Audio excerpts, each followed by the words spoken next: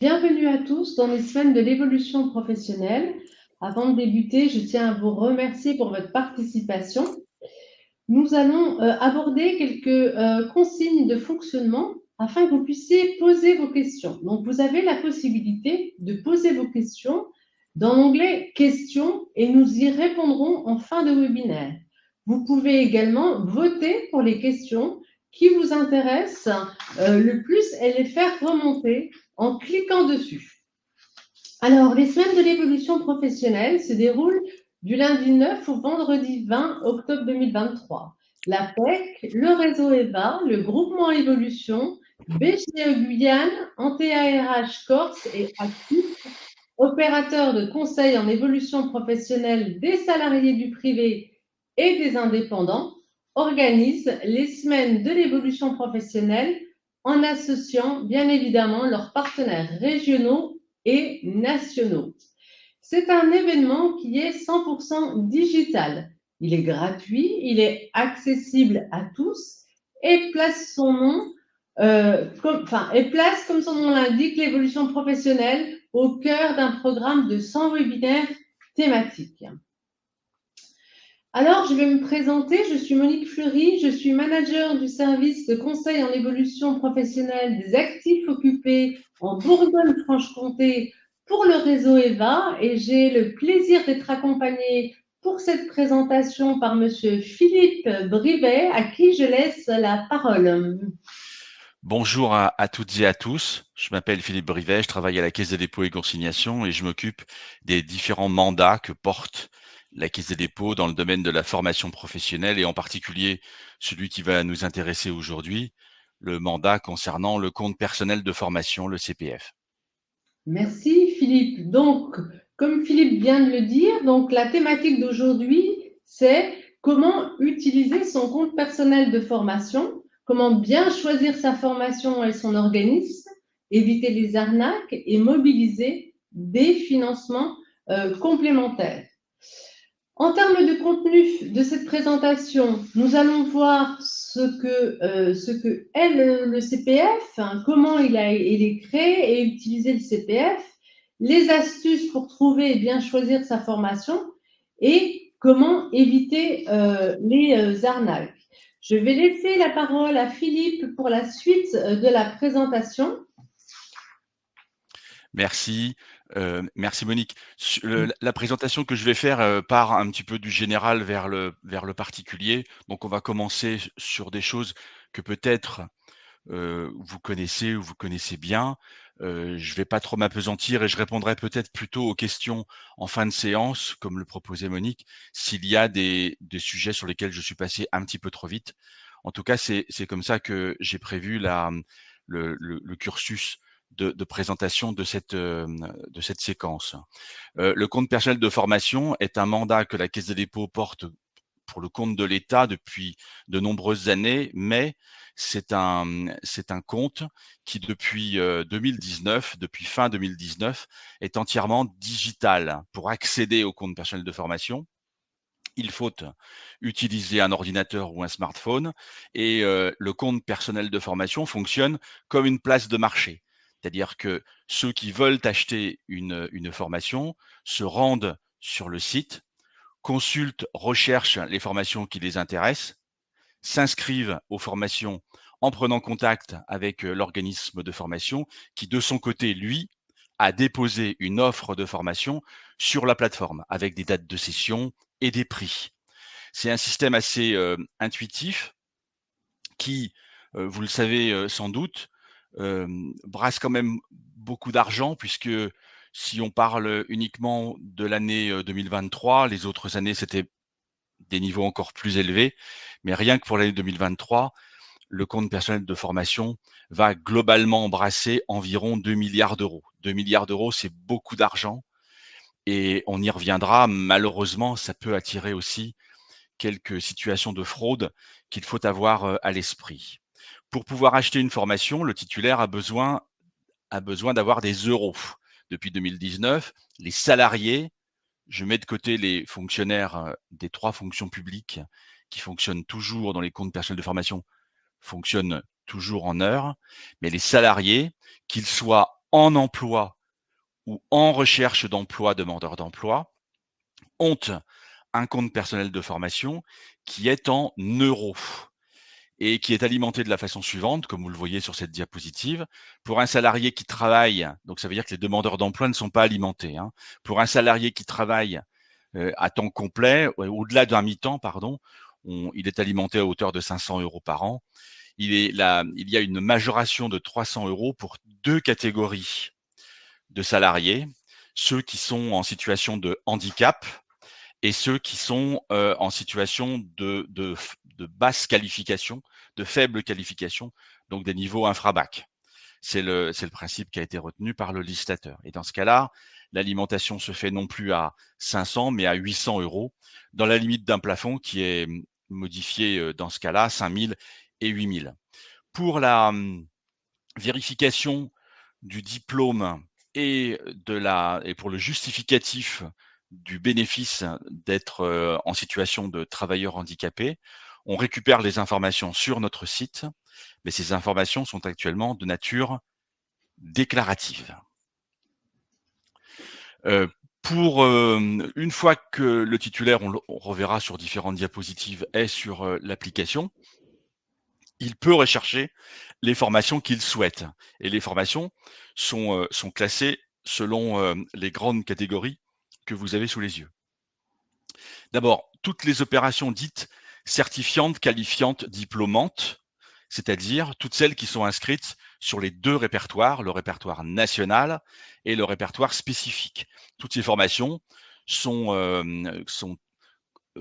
calibrées, vérifiées par des certificateurs qui habilitent des organismes à la formation. Tout cela est bien encadré, à la fois par les textes, par France Compétences qui gère les deux répertoires. Et sur ces actions de formation, on a l'immense majorité des formations qui sont proposées. Et on a peu de situations, j'allais dire, de fraude majeure sur ces catégories, parce que l'encadrement de ces formations est très important. Pour les autres catégories, qui sont des catégories plus assez différentes, hein, l'accompagnement à la valorisation des acquis de l'expérience, les bilans de compétences, les opérations de création-reprise d'entreprise ou toutes les formations qui aboutissent à la certification d'obtention des permis de conduire, tout ça sont des certifications, des formations qui nécessitent la mise en place de jurys et qui ne donnent pas lieu, comme les répertoires, à divulgation d'un diplôme ou d'un titre. Hein, alors évidemment, pour un permis, il y a délivrance d'un permis, mais en l'occurrence, l'action de formation n'est pas de même nature. Et c'est, je le signale, sur ces 4 derniers cas où nous avons malheureusement le plus de cas de fraude, notamment sur les bilans de compétences et sur les créations à la reprise d'entreprise. Je vous suggère d'être très vigilant quand vous achetez des formations de cette nature, de bien vérifier la qualité de l'organisme avec lequel vous travaillez, parce que nous sommes au niveau de la Caisse des dépôts extrêmement vigilants sur ces sujets-là. Donc voilà les typologies. Elles peuvent évoluer dans le temps, hein. Elles évolueront probablement dès 2024, puisque dès 2024, le législateur a prévu de rajouter dans les permis de conduire les véhicules à moteur, vous savez, les véhicules sans permis, au titre de l'éligibilité au CPF. Donc ça peut bouger, ça peut changer, ça peut évoluer. Il faut entre guillemets surveiller les évolutions qui se déroulent dans ce domaine-là. Des questions existent aussi sur la prise en charge du compte personnel de formation, c'est-à-dire qui paye. En fait, les fonds qui sont utilisés pour payer les organismes de formation quand une formation est effectuée au titre du CPF, c'est France Compétences. Mais pour pouvoir utiliser ces droits, il faut savoir à quel type de formation vous êtes inscrit. Est-ce que c'est une formation qui se déroule sur le temps de travail ou hors du temps de travail? Hors du temps de travail, chacun est libre de faire les formations qu'il souhaite. Pas de demande à effectuer à personne. C'est le principe qui a été retenu par la loi. Vous êtes libre de vous former et en dehors de votre temps de travail, personne ne peut ni vous autoriser ni vous interdire de le faire. Par contre, évidemment, si vous êtes sur une formation qui va être effectuée sur le temps de travail, il est nécessaire d'obtenir une autorisation d'absence de l'employeur qui peut vous la donner ou pas vous la donner. La loi est assez souple pour l'employeur sur ce sujet-là, il n'a pas à se justifier. Donc avant de s'inscrire à une formation qui est effectuée sur temps de travail, il est de bonne loi et de grande précaution de se rapprocher de son employeur. Sinon, le risque majeur, c'est que soit vous soyez obligé, soit les personnes soient obligées de prendre des congés, soit elles ne sont pas rémunérées, ce qui est quand même pas le souhait de l'immense majorité de nos concitoyens, hein. Donc, c'est quelque chose qui est assez important et il faut tenir compte dans l'autorisation à obtenir de la part de l'employeur de délais qui existent pour pouvoir pour accepter ou ne pas accepter du côté de l'employeur l'absence de la personne qui veut se former. C'est le principe hein, qui a été retenu pour le CPF. La plupart des employeurs sont assez diligents sur ces sujets-là et sont assez contents quand même de savoir que leurs collaborateurs souhaitent se former sur des formations qui vont les aider, les accompagner dans leur quotidien et ça, c'est quelque chose d'assez important pour les employeurs aujourd'hui. En ce qui concerne l'accès au compte personnel de formation, ce qu'il faut que vous sachiez, c'est 2 choses. La première chose, tous les citoyens français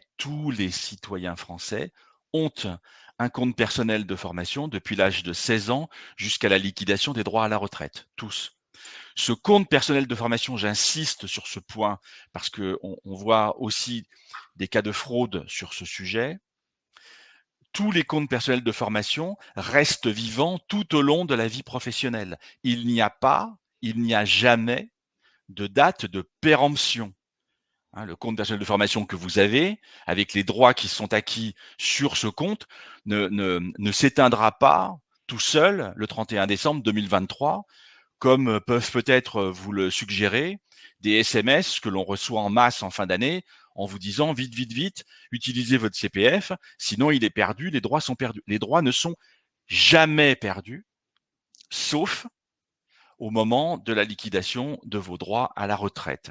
Et encore, si vous vous inscrivez à une formation avant de liquider les droits, vous pouvez très bien suivre une formation postérieurement à la liquidation de votre retraite. Donc, vous voyez que le principe est assez souple de ce point de vue-là. J'insiste sur un autre point. Le compte personnel de formation est individuel et il est incessible. Vous ne pouvez pas utiliser vos droits pour les donner, pour les attribuer à une formation d'un proche ou de quelqu'un qui vous le demande. Ça n'est pas possible. Par contre, le CPF est portable. Ça veut dire que quand une personne change d'entreprise, change d'employeur, elle conserve son CPF et avec les droits acquis préalablement. Hein. Donc ça, c'est très très important à rappeler. Vous ne perdez rien quand vous changez d'employeur.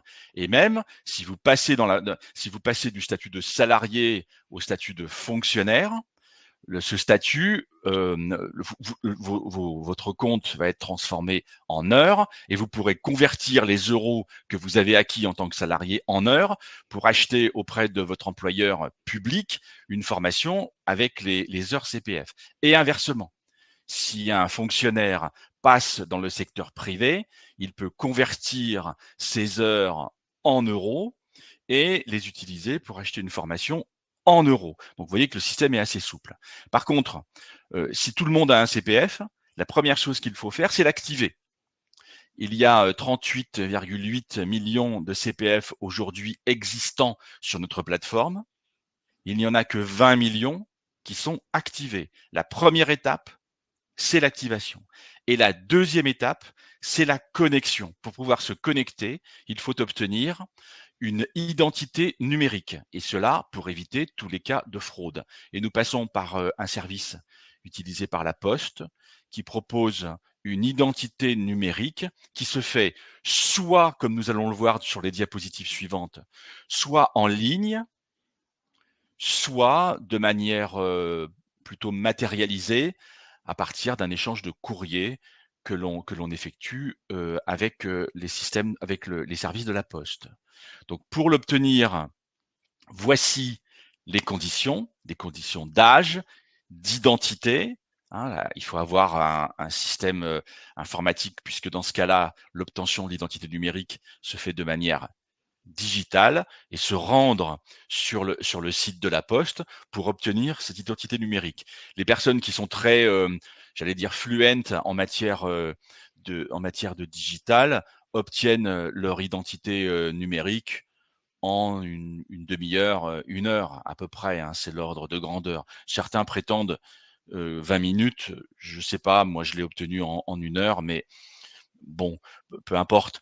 L'essentiel, c'est de l'obtenir et d'avoir les informations qui permettent ensuite, avec cette identité numérique et après avoir activé son CPF, de pouvoir accéder à la recherche d'informations. Sur les diapositives suivantes, vous voyez apparaître les opérations de contournement, ce qu'on appelle les opérations de contournement. C'est les opérations qui sont nécessaires à effectuer pour pouvoir obtenir son identité numérique sans utiliser l'application digitale, l'application en ligne, hein, parce que certaines personnes ne le souhaitent pas ou n'en ont pas la possibilité. Parmi les personnes qui n'en ont pas la possibilité, ce sont quelquefois des personnes qui sont étrangères, hein, qui travaillent en France, qui obtiennent des droits, mais qui ne sont pas de nationalité française.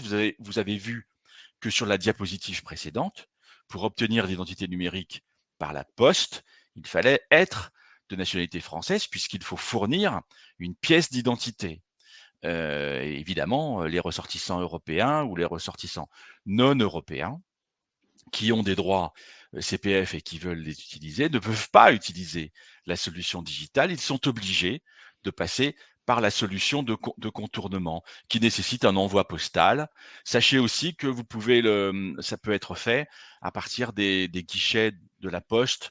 Alors, plutôt, j'en suis désolé, mais on le voit assez régulièrement, plutôt dans les grandes villes, parce que dans les zones rurales ou voire même très rurales, les services de la Poste font plein de métiers différents et quelquefois ils sont pas très au courant de la technique à utiliser pour effectuer obtenir l'identité numérique, pardon, directement au niveau du bureau de poste. Donc la solution de contournement, par contre, je l'ai mis en, en, en surligné jaune, nécessite un délai. Là, on peut pas l'obtenir en 1 heure. On l'obtient en plusieurs jours, plusieurs semaines. Là, j'ai mis le délai maximum. Bon, en règle générale, c'est moins d'1 mois. Hein. Pardon. Ce qui n'est pas neutre, parce que quand on veut s'inscrire à une formation, on va le voir tout à l'heure, il y a des délais à respecter. Et quand on n'a pas d'identité numérique, eh bien, il faut rajouter ce délai-là pour pouvoir accéder à une formation qui va démarrer dans les prochaines semaines. Une fois que l'identité numérique est obtenue, elle n'est obtenue qu'une fois. Hein. Il n'y a pas de, enfin, je veux dire, on réclame pas l'obtention de l'identité numérique à chaque demande de formation. Hein. Tout ça, c'est une fois pour toutes. Et par ailleurs, je le signale, ça ne me regarde pas, mais l'identité numérique de la Poste permet d'accéder à d'autres services que mon compte formation. Une fois que vous avez activé votre compte, obtenu l'identité numérique, eh bien, vous pouvez aller sur notre site, hein, moncompteformation.gouv.fr, et vous accédez, c'est un exemple que vous avez sous les yeux, à la page d'accueil, à la home page, que vous voyez sous les yeux, qui vous permettent, cette page d'accueil, qui vous permet de faire différentes choses. Si on commence par la gauche, de rechercher une formation, hein, pour aller rechercher une formation, vous y accédez à partir du navigateur. Consultez vos droits, consultez l'historique des droits, éventuellement les convertir d'heures en euros ou d'euros en heures, comme je l'ai dit tout à l'heure. De consulter vos dossiers de formation après l'inscription et, ça rejoint le sujet du jour, de pouvoir rechercher et mobiliser le conseiller en évolution professionnelle, puisque en fait, le conseiller en évolution professionnelle n'intervient pas dans le choix des formations que vous faites qui sont faites sur la plateforme, mais, et c'est un conseil qui me paraît judicieux, il peut vous aider Donc, c'est quand même important de pouvoir le mobiliser pour obtenir les conseils nécessaires quant au choix de la formation. Choisir une formation, c'est pas choisir un produit de consommation courante, hein. C'est quelque chose de plus complexe. Faut pas en exagérer la complexité, mais malgré tout, c'est quelque chose de plus complexe et il est important de pouvoir bien la choisir, d'autant plus que si malheureusement vous vous trompez, vous allez consommer vos droits à formation. Alors même si vous avez 500 euros par an, bon bah si vous perdez 3000 euros, ça veut dire qu'il va falloir 6 ans de travail pour réobtenir l'équivalent des droits que vous avez utilisés pour une formation qui finalement ne vous aura pas convenu ou ne vous aura pas servi, hein. Donc ça, c'est quand même important que le conseil en évolution professionnelle puisse vous aider. C'est son rôle, c'est sa mission et c'est important de le signaler, d'où l'importance de ce petit bouton de géolocalisation du conseiller pardon, en évolution professionnelle. Pour faire une recherche de formation la plus efficace possible, bon, on a plusieurs méthodes qu'il faut qu'on fasse évoluer au fil du temps, mais les méthodes qu'on propose sont celles que vous voyez sur cette diapositive. D'abord, pensez à bien utiliser tous les filtres de prix, de distance, d'organisme, surtout si vous savez vers quel organisme vous voulez, avec lequel vous voulez travailler, de rythme, de durée, hein, soyez vigilants, regardez bien les prix, regardez bien les durées, hein, quand vous voyez un prix très faible, parce qu'en fait sur la plateforme on peut trouver des prix extrêmement faibles, hein, de formation, même si le prix n'est pas un critère, il est quand même important de regarder le rapport entre le prix et la durée. Si vous comparez les prix des organismes de formation entre eux, vous allez vite vous apercevoir que enfin, comme on le voit dans les supermarchés, hein, que les prix sont variables d'un produit à l'autre, mais ils peuvent varier selon la quantité, et là, ils vont varier selon la durée et quelquefois même le rythme, hein, de cette formation. Donc, il faut prendre son temps, il faut pas se bousculer pour choisir une formation. Il faut bien vérifier. Et d'ailleurs, même si la plateforme est digitale, j'insiste sur ce point, la plateforme incite les acquéreurs de formation à aller consulter les organismes de formation eux-mêmes pour qu'ils soient extrêmement, enfin, pour pouvoir, pour qu'un dialogue puisse se dérouler entre un organisme de formation et une personne. Ensuite, pensez à utiliser les filtres des évaluations. Le seul problème, c'est qu'il n'y a que 13% des évaluations des formations pardon, qui sont évaluées sur notre plateforme. Et pensez à utiliser des moteurs de recherche pertinents pour pouvoir choisir une formation. Sur cette diapositive qui peut vous paraître un peu complexe, j'ai remis les différentes étapes qui vont du choix de la formation, l'envoi d'une demande. Vous voyez que tout est timé par des durées qui sont extrêmement fines, à la fois du côté de l'organisme de formation tout en bas, mais aussi du côté du titulaire tout en haut. Le titulaire est moins soumis à pression que l'organisme de formation en bas. Vous voyez que la plupart des délais contraints sont des délais des délais qui portent sur l'organisme de formation. Néanmoins, pour le titulaire, ce qui est le plus important à avoir en tête, c'est que avant d'acheter une formation, il faut avoir du temps, parce que si la formation commence demain, vous ne pourrez pas vous inscrire parce qu'il y a des délais minimum d'inscription sur la plateforme. Vous ne pouvez pas descendre en dessous du délai de 11 jours, qui est incompressible, hein, pour choisir et valider une demande d'inscription. Donc ça, c'est important. C'est surtout pour permettre au titulaire de pouvoir revenir en arrière, de pouvoir utiliser son délai de réflexion et ne pas acheter une formation de manière un peu trop rapide, hein, comme on le dit souvent. Dernière chose, et ça me paraît important, il y a de l'argent sur tous les CPF des salariés, hein, les premières années, il n'y en aura pas beaucoup, il y aura 500 ou 1000 euros ou un petit peu moins si les temps de travail sont un peu plus faibles. Et puis au fil du temps, vous allez acquérir des droits assez importants. Mais les formations sont Des formations, les formations longues en particulier, sont des formations qui sont chères et quelquefois, la personne ne dispose pas de suffisamment, d'argent pour pouvoir, se payer la formation, qui est, inscrite sur le CPF. Plusieurs solutions existent pour compléter les droits dont dispose un titulaire sur son compte. D'abord, la 1re personne qui peut aider un titulaire à se former, c'est lui-même, en utilisant sa carte bancaire. Vous pouvez, en tant que titulaire, compléter les droits dont vous disposez sur votre compte pour vous payer la formation que vous souhaitez. Beaucoup de titulaires le font. La moyenne des paiements carte bleue en ligne sur notre plateforme est d'environ 550 €. C'est pas négligeable. Enfin, par ailleurs, votre employeur peut vous aider. Si l'employeur est intéressé à la formation que vous faites, il peut vous rajouter de l'argent sur votre compte. Ça s'appelle une dotation.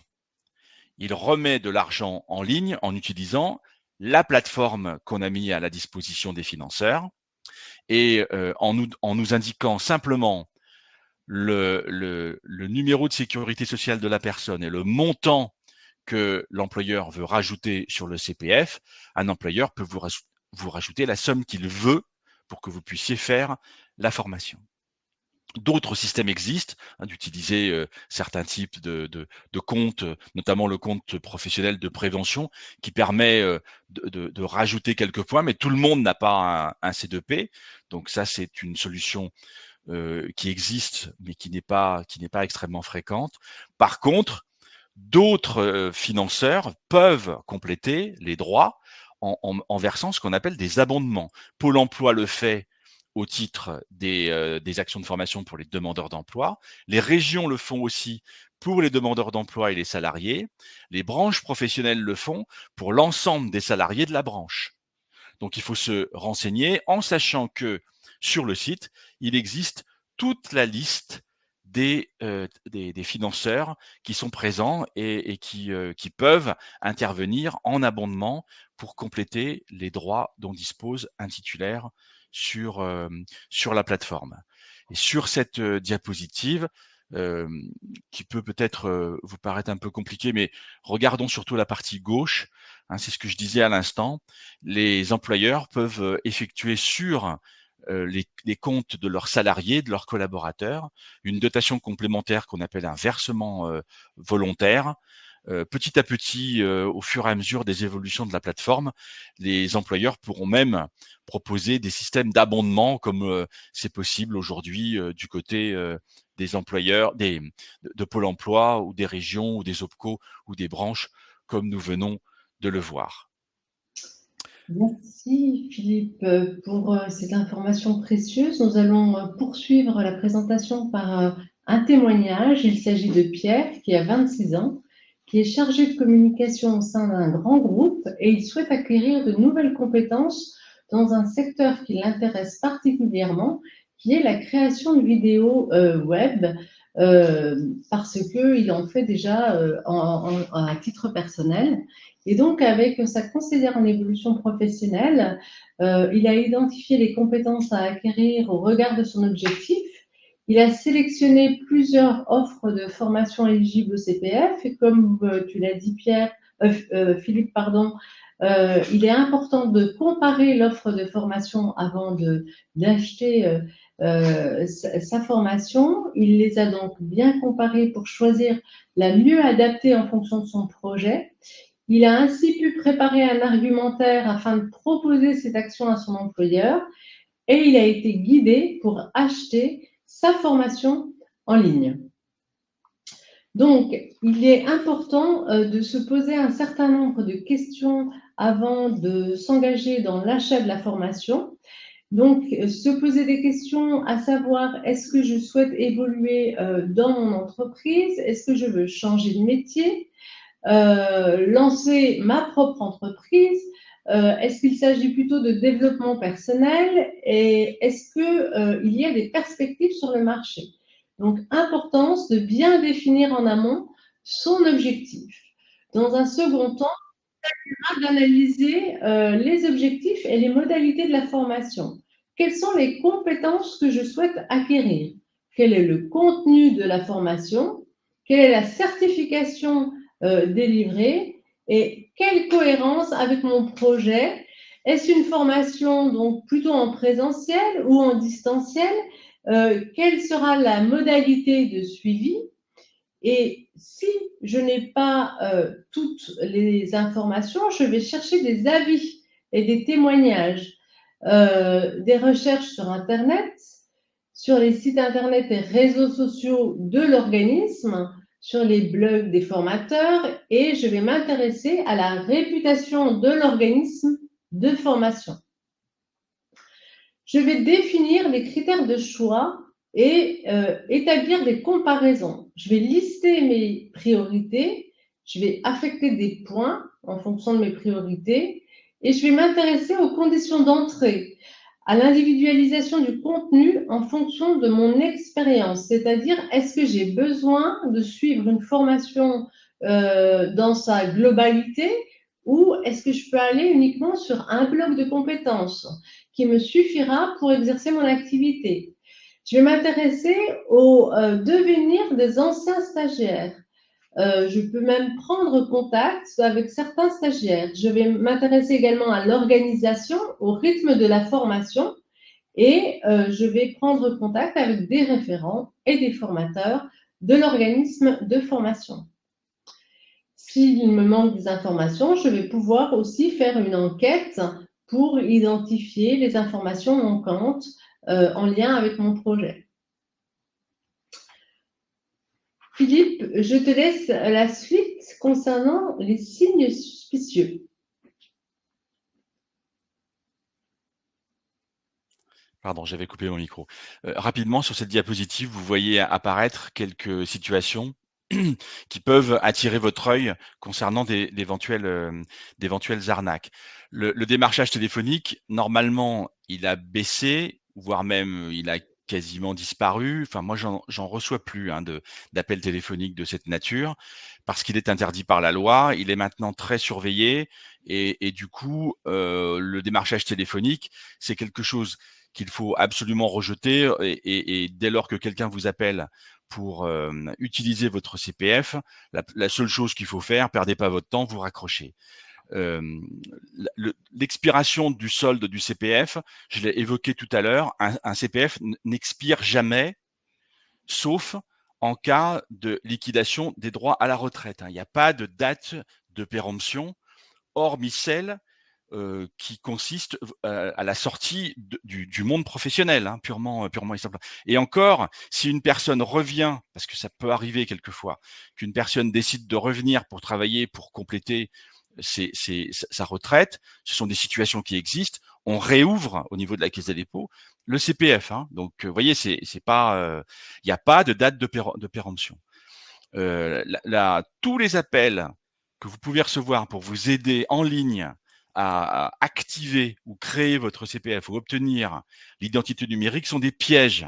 La seule façon aujourd'hui qu'un fraudeur peut avoir d'aller sur le CPF d'une personne qui a une identité numérique, c'est de contacter une personne qui a un CPF, qui a l'identité numérique, faire croire qu'il appelle de la part de la Poste et dire à la personne, ben, on va vérifier ensemble que votre identité numérique fonctionne bien.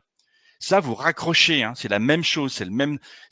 Aujourd'hui, par l'identité numérique, on protège les gens. Mais si les gens donnent leur code et leur accès à l'identité, c'est perdu. L'escroc ou le fraudeur contourne la situation.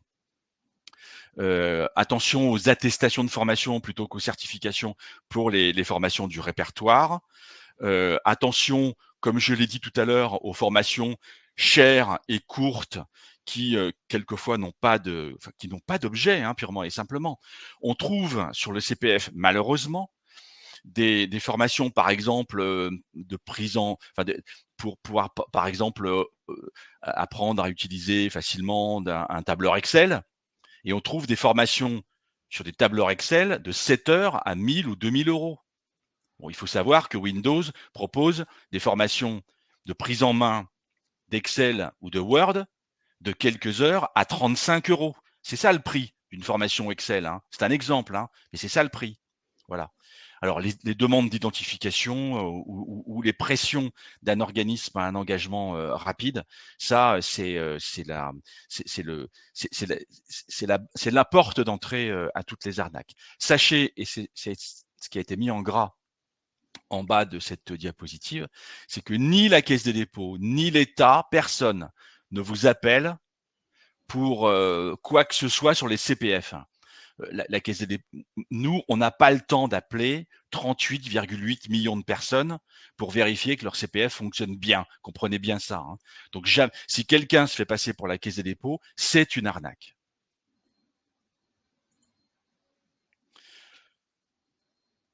Bon, sur les bonnes pratiques, soyez, enfin, là, je pense que les choses sont assez simples à.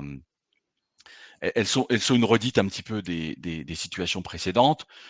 Si vous recevez des SMS ou des appels, vous coupez. On n'envoie jamais de mail au niveau de la Caisse des dépôts pour vous demander de consulter vos droits. On ne vous appelle pas. Donc, toutes les demandes de données personnelles, c'est comme si la banque vous appelait pour demander vos codes confidentiels de votre carte bancaire. C'est pareil. À chaque fois, vous raccrochez. Faites pareil pour le CPF. Ne vous précipitez pas pour acheter une formation. On l'a un petit peu dit tout à l'heure. Et puis, si vous voulez que tout ça soit bloqué, que les appels soient bloqués, utilisez les fonctionnalités de Blocktel. Encore que paraît-il, ça ne c'est pas encore 100% efficace, semble-t-il, mais ça peut en arrêter un certain nombre. Quant au signalement, là par contre vous pouvez le faire. Hein, on a sur notre site des liens qui permettent dans les foires aux questions de signaler des escroqueries on est toujours intéressé par les cas d'escroquerie qui peuvent être remontés par des titulaires ou par d'autres organismes de formation.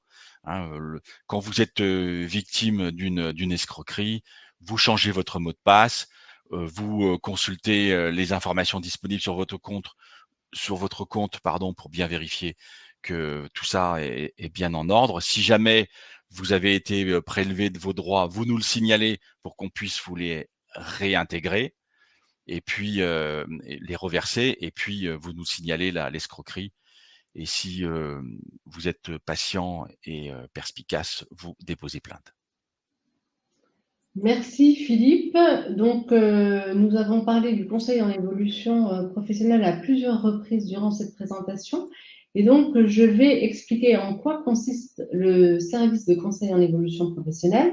Donc, il est défini comme étant un processus d'appui à tous les salariés et les indépendants pour faire le point sur leur situation professionnelle et, le cas échéant, élaborer et formaliser mettre en œuvre une stratégie visant l'évolution professionnelle. C'est un service qui est public, hein, il est gratuit, il est confidentiel, c'est-à-dire que tout ce qui se dit en entretien avec le conseiller reste confidentiel. C'est un service qui est neutre, il est accessible, c'est-à-dire que c'est un service de proximité et il est impartial. Alors, pour qui et comment est décliné est déployé ce service? En fait, un opérateur de conseil en évolution professionnelle est dédié en fonction des différents publics.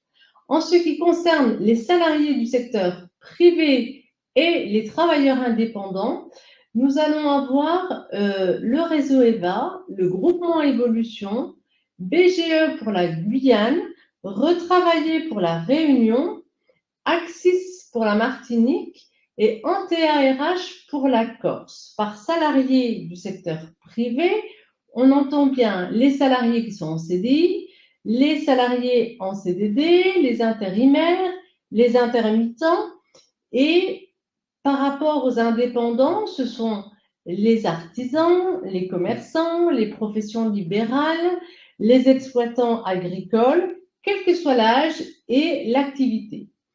Pour les salariés qui ont un statut cadre, il s'agira de vous rendre auprès de l'APEC. Concernant les demandeurs d'emploi, ce sera Pôle emploi. Pour les moins de 26 ans, ce sera l'Union nationale des missions locales. Et pour les personnes en situation de handicap, ce sera Cap emploi. Au niveau du rôle du conseiller en évolution professionnelle, le conseiller va être là pour guider le salarié pour créer son CPF. Il va l'informer sur ses droits et le fonctionnement du compte pour l'aider à le mobiliser. Il va l'aider à mobiliser des abondements dont Philippe a parlé tout à l'heure et les dotations possibles. Il va vérifier l'éligibilité de la formation au financement CPF et il va remettre une attestation d'accompagnement pour certains dispositifs, en particulier pour les abondements concernant les arrêts de travail, les maladies professionnelles et le compte pénibilité, le C2P. Et il va aider le salarié aussi à aider à construire et formaliser son projet. Il va comparer les dispositifs de financement, il va regarder les cofinancements et il va définir la stratégie et le parcours de formation le plus adapté à la personne. L'objectif du conseil en évolution professionnelle, donc, il est relativement vaste, c'est-à-dire qu'on va traiter des questions liées à l'évolution professionnelle, au développement des compétences, à la reconversion ou à la transition professionnelle, à la création ou reprise d'activité, à la certification professionnelle, c'est-à-dire l'obtention d'une certification, d'un diplôme, soit par la VAE, soit par une action de formation. On va aussi traiter des questions liées à la mobilité interne ou externe. En ce qui concerne la mobilité interne, ça va être la préparation des entretiens professionnels, par exemple. Et pour ce qui est de la mobilité externe, on va pouvoir accompagner la personne sur travailler son CV, la lettre de motivation, les entretiens de recrutement. Et puis, ce service permet aussi aux salariés de pouvoir solliciter des prestations et des acteurs utiles à la diversité des besoins des salariés. Le service se compose de 2 niveaux de service. Le premier niveau de service est un conseil individualisé et adapté qui va permettre aux salariés d'exprimer sa demande et son besoin, d'accéder à un premier niveau d'information, que ce soit sur les métiers, sur l'offre de formation, l'environnement professionnel, les dispositifs de financement, etc. Il va pouvoir identifier les démarches possibles et l'éventuelle suite à donner. Dans un second temps, il passera sur un deuxième niveau de service qui sera un accompagnement personnalisé, qui va lui permettre d'accéder à toutes les informations utiles à l'élaboration et à l'analyse de la faisabilité de son projet, et il va ainsi pouvoir construire un plan d'action pertinent et être accompagné dans sa mise en œuvre. Donc, pour prendre un rendez-vous avec un conseiller en évolution professionnelle, il suffit de se rendre sur notre site internet dans la rubrique « Je trouve mon conseiller » sur www.mon-cep.org. Donc, voici pour notre présentation de ce matin. Nous allons regarder, Philippe, les questions qui nous sont adressées. Donc, je vais voir au niveau des questions.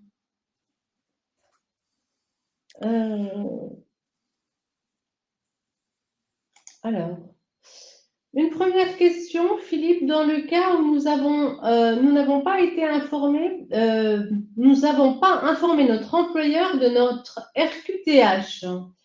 Est-il possible d'actualiser le compte CPF? Si oui, comment? Oui, il suffit d'aller sur les informations personnelles. Je sais pas si on peut revenir. Je prends la main sur le défilement, hein, mais Oui. excuse-moi, mais je me rappelle plus à quel endroit c'est. Au début, quand on parle des droits, On je va y crois. arriver. Voilà. Là, sur cette diapositive, alors j'ai un petit truc qui s'est affiché, là, j'arrive pas. Pardon. Alors, voilà, vous voyez ici, je sais pas si vous voyez la flèche que j'utilise. Non, peut-être pas. Il y a marqué François Dupont, hein, au milieu à droite, au milieu de la diapositive. François Dupont, c'est le nom fictif du titulaire de la. C'est là que se trouvent toutes les données personnelles du titulaire. Je sais pas si vous le voyez.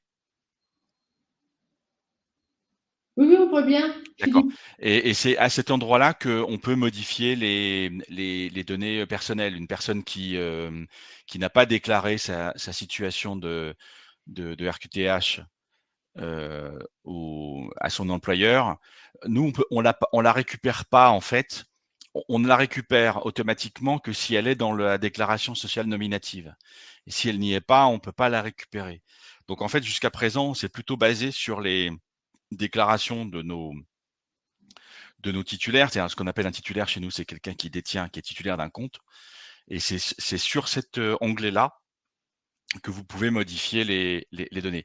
Par contre, on va vous demander un justificatif, hein, parce que vous savez que les situations de RQTH sont des situations qui sont définies par des textes. Alors, je suis pas un spécialiste de ces sujets, mais on va vous demander un justificatif et votre situation de RQTH va être mise à jour, mais mise à jour pour l'avenir.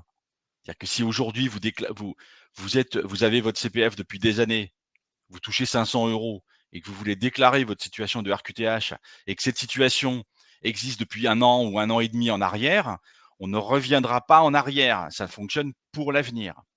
Je ne sais pas si je suis clair, hein, mais c'est ça qui est le plus important à signaler. J'espère que je réponds à la question. Merci, Philippe.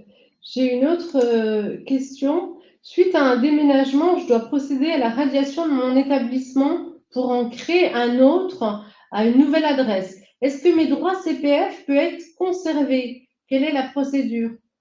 Alors là, ça doit être un cas où il s'agit d'une personne qui a une entreprise, on est d'accord, hein, et donc un CPF. Le CPF est indépendant, hein, de l'établissement et de l'employeur, même si la personne est micro-entrepreneur ou autre. Encore que ça, c'est un cas particulier, mais si elle est travailleur indépendant, il va avoir des droits CPF. Le fait de changer de lieu n'a pas d'importance et n'a pas d'impact sur la situation du CPF. Nous, en plus, la mise à jour du CPF, elle ne se fait qu'à partir de 2 choses, les données personnelles qui sont dans l'onglet que vous voyez sous les yeux et puis, les données DSN qui nous remontent au niveau national et qui nous permet l'alimentation. Les données DSN, elles vont pas changer avec, le changement d'établissement. Donc il y a pas de changement. Une autre question, Philippe. Les travailleurs Oui, indépendants ont-ils un CPF? On oui. vient de le dire, hein. Euh, Par contre, les travailleurs indépendants ont la seule chose qui diffère par rapport aux salariés, j'allais dire de droit commun, c'est que le prorata, bah, vous avez vu que pour les salariés, en fait, quand ils travaillent plus d'une demi-année, ils sont alimentés à 100%. C'est-à-dire que si vous travaillez 7 mois dans l'année en tant que salarié, vous avez 500 €. Vous avez 100% des droits. Pour les travailleurs indépendants, c'est un prorata complet. C'est-à-dire vous travaillez 7 mois, vous avez 7/12 de 500 €. C'est la seule différence. Merci Philippe. Une autre question. J'ai repéré une formation certifiante, mais qui n'est pas sur le site du CPF. Est-il Ah non, possible d'utiliser quand même mon non. CPF? Ah, pas du tout. Bah non, non, non.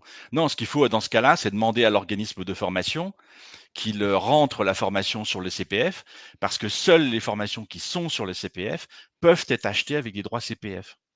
Ça, ça peut arriver effectivement. Mais ça veut dire qu'en fait, dans le périmètre où vous vous trouvez, où se trouve la personne, bah, la formation certifiante qu'elle cherche, elle n'existe pas. Elle existe peut-être plus loin.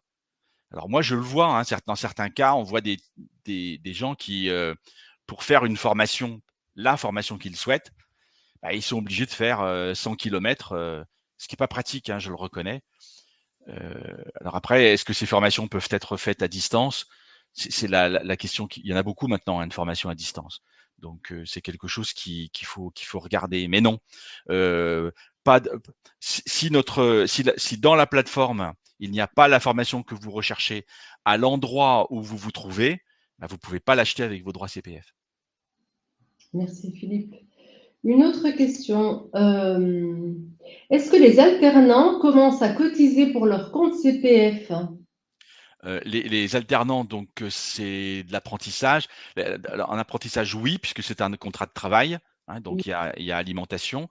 Ils peuvent même en bénéficier plus tôt, puisqu'en fait, tout à l'heure, je vous ai dit que les comptes étaient ouverts à partir de 16 ans jusqu'à l'âge de départ à la retraite, hein, environ 65 ans, quoi, environ, hein, à peu près. Je crois qu'aujourd'hui, en moyenne, les gens partent à 64,8 ans, donc 65 ans, disons. Mais un alternant peut avoir un compte CPF ouvert à partir de 15 ans. Merci.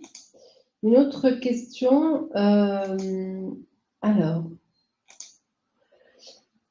je suis au plafond, c'est-à-dire 5 000 euros. À quel moment les 500 euros sont-ils versés? Vais-je perdre les 500 euros en 2023, sachant que je n'avais pas eu la totalité en 2022? Bon, alors, la réponse est simple. Quand vous atteignez le plafond de 5 000 euros, l'alimentation s'arrête. Elle s'arrête net. Moi, j'ai 5 000 euros sur mon compte parce que je me suis jamais servi de mon CPF. Bon, c'est peut-être pas glorieux ce que je vous dis, mais c'est comme ça. J'ai 5 000 euros, il n'y a plus d'alimentation de mon compte. Et la dernière année, j'ai pas eu non plus d'alimentation complète parce que si on m'avait versé 500 euros, j'aurais dépassé le montant de 5 000 euros. Donc, je ne peux pas avoir plus de 5 000 euros sur mon compte. Si vous voulez récupérer de l'alimentation, faut consommer. Faut consommer le CPF. Et si vous le consommez pas, il y a des tas de gens qui sont dans cette situation-là. Le jour de votre départ à la retraite, tout ça va tomber. Attention, par contre, parce que la question qui est formulée me permet de revenir sur un point qui est essentiel. Le CPF, certes, c'est un compte, mais c'est pas un compte bancaire. Comment je peux expliquer ça? La Caisse des dépôts alimente de 500 euros chaque année, d'accord, mais la Caisse des dépôts ne verse pas 500 euros sur le compte. L'argent, il est virtuel.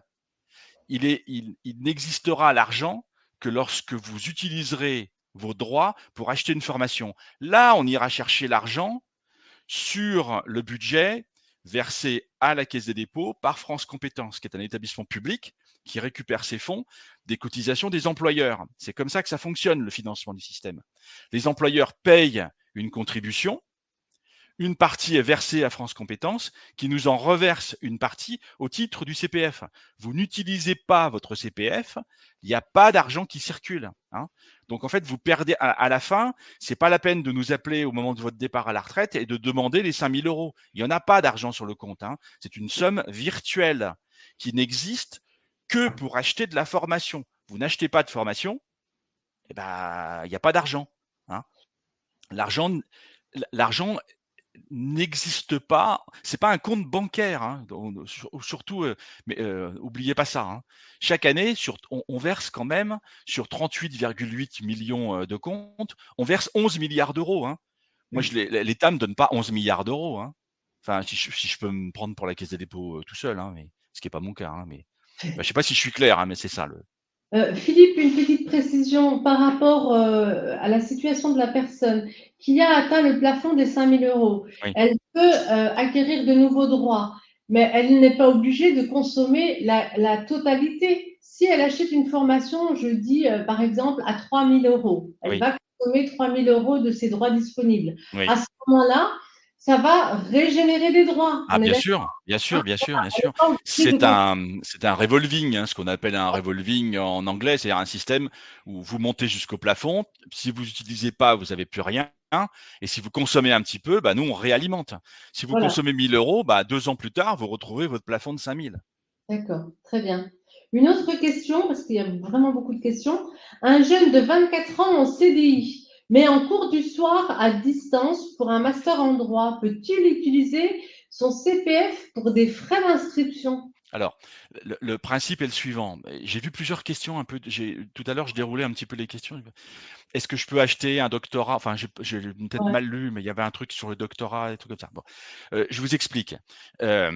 Sur le CPF, vous pouvez acheter tout ce qui est certifiant, diplômant et qualifiant, tout, à condition que l'organisme de formation ait déposé une offre sur la plateforme. Ça répond d'ailleurs à la question de tout à l'heure. Je trouve pas d'offre. Je cherche une formation, je ne la trouve pas. Est-ce que je peux la chercher en dehors du CPF et acheter avec le CPF? Seules les formations qui sont présentes sur notre site qui sont des formations éligibles, donc certifiantes, qualifiantes, diplômantes, permettent d'utiliser les droits CPF pour les acheter. Si je reprends par exemple la question du doctorat ou d'un master, bon, vous voulez acheter un master, mais un master, c'est diplômant la deuxième année de master, pas la première. La première, le M1, ou par exemple, si on redescend un peu plus bas, la première année de licence ou la deuxième année de licence ne donne pas droit à diplôme. Vous ne pouvez pas les acheter avec du CPF. La seule chose que vous pouvez acheter avec du CPF, c'est la troisième année de licence ou la deuxième année de master ou la dernière année de doctorat. Je ne sais pas si je suis clair, mais c'est vraiment très important d'avoir ça en tête. Alors, un organisme de formation peut aussi, sur la plateforme, proposer toute la licence ou tout le master ou tout le doctorat. Mais là, les prix vont pas être les mêmes, hein. Les prix vont pas être les mêmes. Et là, dans ce cas-là, oui, vous pouvez acheter un master en bloc, mais à condition que l'organisme de formation ait mis sur notre plateforme tout le master en bloc. Souvent, on voit des organismes de formation qui mettent que la dernière année parce que c'est la seule qui est diplômante. Enfin, je ne sais pas si je suis clair, hein, mais c'est ça vraiment le plus important. Merci Philippe. Une autre question. Alors, c'est une personne qui est contractuelle dans la fonction publique. Elle dit avoir un certain nombre d'heures créditées sur son CPF. Elle veut savoir à quel montant en euros il correspond. Une heure sur le CPF correspond à 15 euros. Très bien. Donc en fait, il suffit que la personne fasse la multiplication et elle va trouver le montant qu'elle. Si elle veut les convertir en euros, si elle passe dans le privé, mais c'est peut-être pas ça la question. Elle Si elle voulait passe dans savoir le la privé, valeur, en fait. pardon, Ouais. Visiblement, elle voulait savoir la valeur d'une heure 15 en euros, 15 euros. euros, 15 euros. C'est bien ça. Certaines, il faut qu'elle se rapproche quand même du service des ressources humaines de son administration ou de son établissement public. Je ne sais pas dans quel établissement elle est, mais parce que quelquefois, les conventions, pas les règlements intérieurs, mais bon, disons les conventions collectives, mais c'est pas une convention collective. Ce qui a été décidé au niveau d'un établissement permet à un titulaire de valoriser son heure CPF à un niveau plus élevé. Par exemple, nous, à la Caisse des dépôts, les fonctionnaires à la Caisse des dépôts qui ont une heure sur leur compte est valorisé 20 euros. La loi dit 15, mais rien n'empêche un employeur public de faire mieux.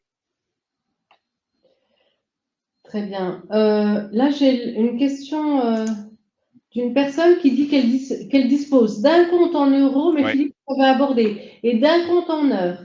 Et elle pense basculer des heures vers les euros pour se former.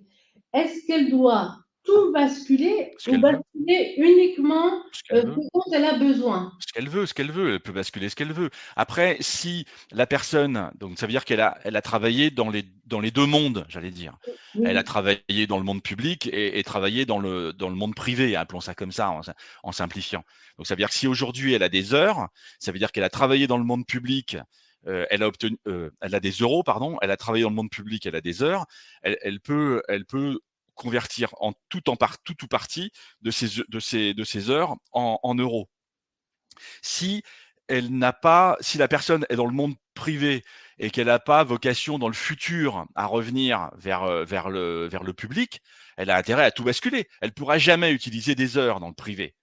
Donc elle a intérêt à faire toute la bascule, sauf si en faisant toute la bascule, elle percute le plafond des 5 000 euros. C'est peut-être ça le sujet, effectivement. Oui. Alors là, j'ai une question qui est intéressante. C'est une personne qui s'apprête à commencer une formation d'environ 9 mois et qui dit qu'elle va être prélevée mois par mois. Comment ça se passe Mmh. concrètement sur le financement via le CPF? Alors nous, ça fonctionne pas comme ça. Nous d'ailleurs, nous on prélève pas. Alors c'est peut-être le prélèvement qui est fait par, mais je vois pas d'ailleurs comment c'est. Enfin, là, je comprends pas. En fait, le principe est le suivant. Une personne va s'inscrire à une formation sur CPF. Elle n'a pas à payer l'organisme de formation. L'organisme de formation est payé par la Caisse des dépôts. Il n'y a pas de prélèvement à demander. Faire attention que ce ne soit pas une fraude, ça, hein, parce que l'organisme de formation, il va être payé par la Caisse des dépôts et consignations. C'est la Caisse des dépôts qui paye. C'est pour ça qu'au moment où vous vous formez, la Caisse des dépôts demande à ce que tout l'argent soit disponible hein. C'est-à-dire vos droits CPF, éventuellement le paiement carte bleue que vous avez effectué, la dotation d'une entreprise, l'abondement d'une région ou l'abondement de Pôle emploi. Nous, tant qu'on n'a pas la totale, on ne fait pas la banque du système, hein. La banque, elle est faite par France Compétences, via la contribution des entreprises. Donc, les entreprises payent une contribution chaque année qui descend à France Compétences, qu'on récupère, nous, au titre du CPF à la Caisse des dépôts, et qui nous permet de payer les organismes de formation. Un titulaire ne paye pas l'organisme de formation. C'est nous qui le payons, hein. Attention à ça, hein. Philippe, merci. Je vois qu'on arrive au terme de notre webinaire. Je vais prendre encore une question. On l'a abordé lors de la présentation. C'est quel est le délai à respecter entre la demande de financement CPF et le 11 début de jours. la formation? 11 jours. Voilà. Alors j'ai vu aussi quelques questions sur le statut de la personne. Il y a des gens qui sont dans le statut de, par exemple, à la SNCF et qui Oui. a bon, nous en fait, on sait pas, enfin on sait, la Caisse des dépôts alimente en heures ou en euros en fonction de la déclaration sociale nominative. C'est l'employeur qui nous passe les informations à travers la DSN. Donc, si l'employeur dit que vous êtes salarié, nous, on verse des euros. Et si on vous verse des euros, vous pouvez les utiliser comme des euros CPF, hein, que l'établissement. Moi, je suis salarié à la caisse des dépôts. C'est un établissement public. J'ai des euros, j'ai pas des heures. Je peux les utiliser comme un salarié ordinaire. Une personne qui a la SNCF, qui a des euros, certes, la SNCF a un statut particulier au niveau aussi pour EDF, hein, pour des choses comme ça, enfin Enedis. Enfin, encore que maintenant ça a changé, enfin les choses ont un peu bougé, mais c'est le montant que vous avez en heures ou en euros qui détermine l'utilisation que vous pouvez en faire. Si vous avez des euros, vous utilisez les euros comme je vous les ai présentés. Si vous avez des heures, vous ne pouvez pas acheter avec des heures des formations sur le CPF. Vous pouvez pas. Vous ne pouvez pas. La seule chose que vous pouvez faire, c'est aller voir votre service des ressources humaines, demander l'autorisation d'utiliser vos heures pour acheter une formation qui, dans ce cas-là, ne sera pas payée par la Caisse des dépôts, qui sera payée par votre employeur.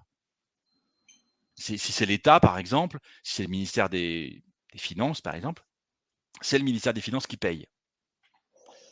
Merci Philippe. J'avais une autre petite question avant de clôturer. Ah oui, lors du suivi d'une action de formation sur le temps de travail, l'employeur doit-il rémunérer le salarié? Ah bah oui.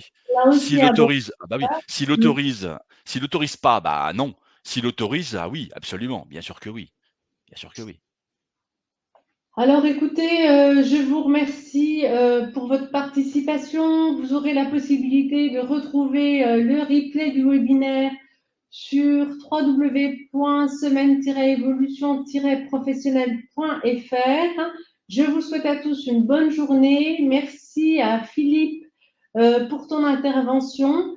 Là, on arrive au terme de la présentation. On ne peut pas rester prolonger encore plus longtemps. Il y avait beaucoup de questions, donc on en a abordé un certain nombre. Merci à tous. N'hésitez pas à vous rendre sur le programme des semaines de l'évolution professionnelle pour assister à d'autres webinaires. Merci à tous, à bientôt, au revoir. Merci, au revoir.